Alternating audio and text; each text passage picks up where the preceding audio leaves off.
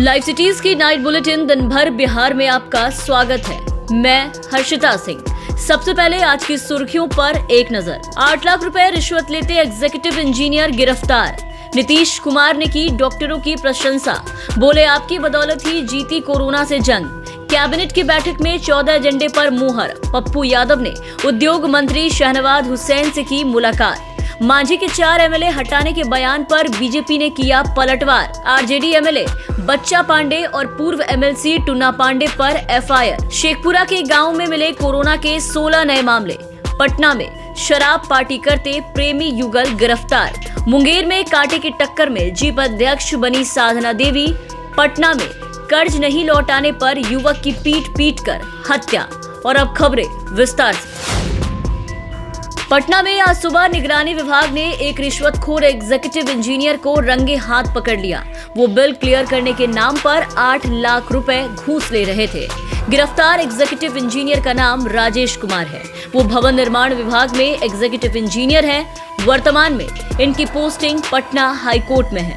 कंकड़बाग के नूतन टावर स्थित फ्लैट से राजेश कुमार को 8 लाख रुपए घूस लेते पकड़ा गया।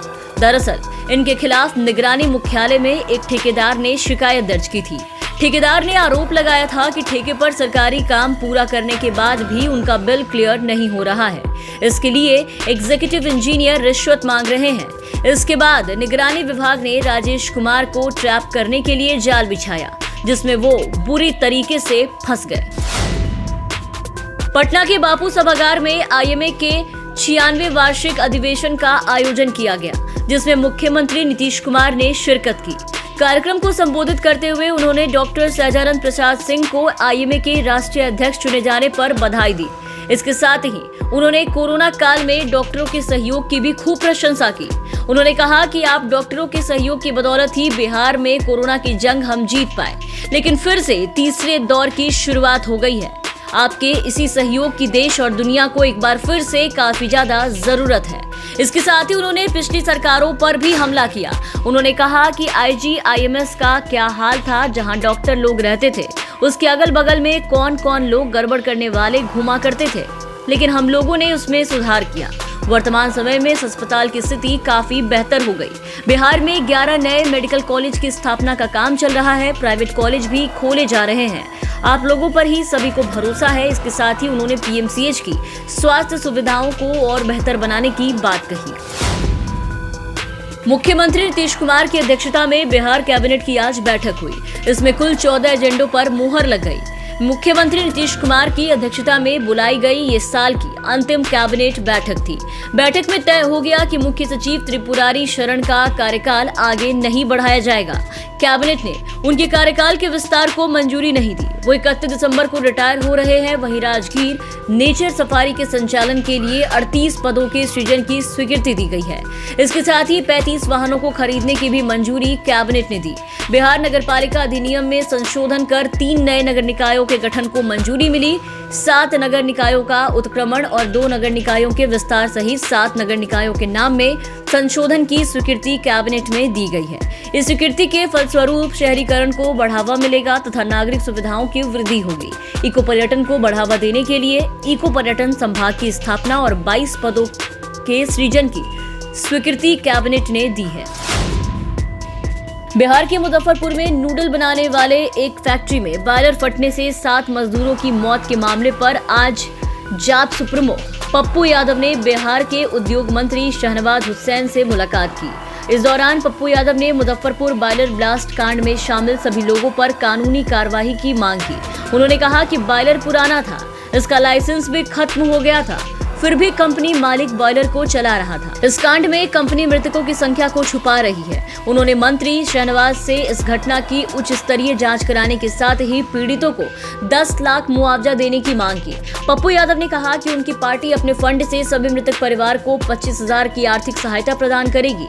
इस मुलाकात के बाद उद्योग मंत्री शहनवाज हुसैन ने कहा कि मुजफ्फरपुर मामले में फिलहाल जाँच चल रही है। पूर्व मुख्यमंत्री जीतन राम मांझी के ब्राह्मण समाज को लेकर दिए गए विवादित बयान के बाद अब एनडीए के 2 सहयोगी दल बीजेपी और हम आमने सामने आ चुके हैं। बिहार सरकार के मंत्री नीरज कुमार बबलू ने मांझी की उम्र का हवाला देते हुए उन्हें राजनीति से अब संन्यास लेकर राम राम कहने की सलाह दी। जिसके बाद पार्टी के प्रवक्ता दानिश रिजवान ने पलटवार करते हुए सरकार गिराने की चेतावनी तक दे डाली।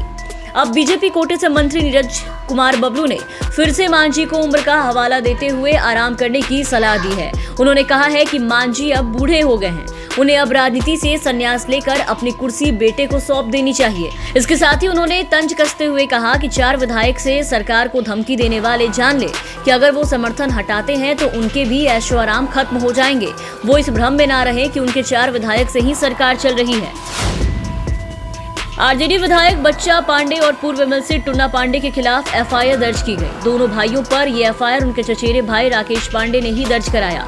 दरौली थाने में दर्ज एफआईआर में दोनों भाइयों पर मारपीट और जान से मारने की धमकी देने का आरोप लगाया गया है। इसके बाद दरौली पुलिस ने आरजेडी विधायक और पूर्व एमएलसी के खिलाफ मामला दर्ज कर लिया है। आपको बता दें कि बच्चा पांडे बरहड़िया विधानसभा से विधायक हैं। उन्हें तेजस्वी यादव के करीबी नेताओं में से एक माना जाता है।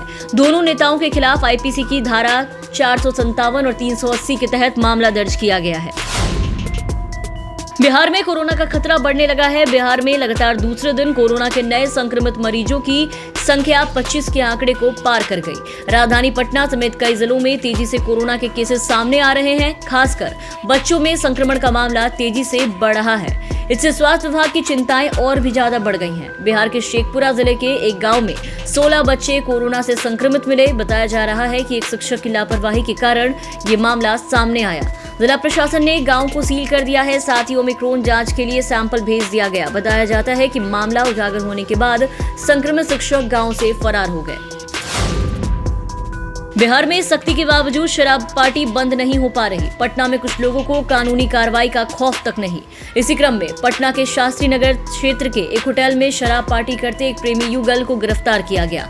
प्रेमिका पार्टी के लिए कोलकाता से पटना आई थी। इस पार्टी की गुप्त सूचना पुलिस को जैसे ही मिली, वो दलबल के साथ होटल पहुंच गए। पुलिस ने होटल पर छापा मारकर मैनेजर और युवती समेत 3 लोगों को गिरफ्तार कर लिया। मौके से शराब की बोतलें और बिना नंबर की गाड़ी भी जब्त की गई है।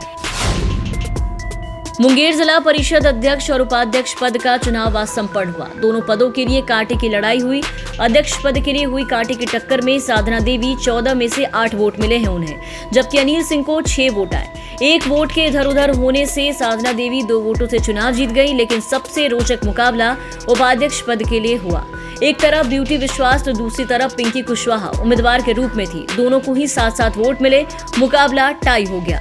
इसके बाद लॉटरी से चुनाव कराया गया। लॉटरी में ब्यूटी विश्वास की किस्मत अच्छी निकली और वो उपाध्यक्ष पद को अपनी झोली में डालने में सफल रही। पटना के अगमकुआं थाना क्षेत्र में आज सुबह एक युवक की पीट कर हत्या कर दी गई। इस दौरान दूसरे युवक पर भी हमला किया गया, लेकिन वो किसी तरह जान बचाकर भागने में सफल रहा। घटना अगमकुआं थाना के कुमरार के ग्वालटोली की है। मृतक की पहचान 27 वर्षीय अमित कुमार उर्फ गोलू के रूप में हुई। वहीं जख्मी युवक का नाम श्रीकांत कुमार है। ये दोनों आपस में मामा भांजे थे। श्रीकांत का इलाज चल रहा है। उसके मामा के शव को पुलिस ने पोस्टमार्टम के लिए एनएमसीएच भेज दिया। पुलिस ने बताया कि रुपए के लेन देन के मामले में बदमाशों ने गोलू को पीट कर हत्या कर दी। उसके शरीर के हर हिस्से पर जख्म के निशान हैं। पुलिस ने शव को पोस्टमार्टम के लिए भेज दिया है और मामले की तफ्तीश में फिलहाल पुलिस जुट गई है। फिलहाल के लिए इस बुलेटिन में बस इतना ही। आप बने रहे लाइव सिटीज के साथ। अगर आप हमारा ये वीडियो हमारे YouTube पे देख रहे हैं तो हमारे चैनल को लाइक और सब्सक्राइब करें।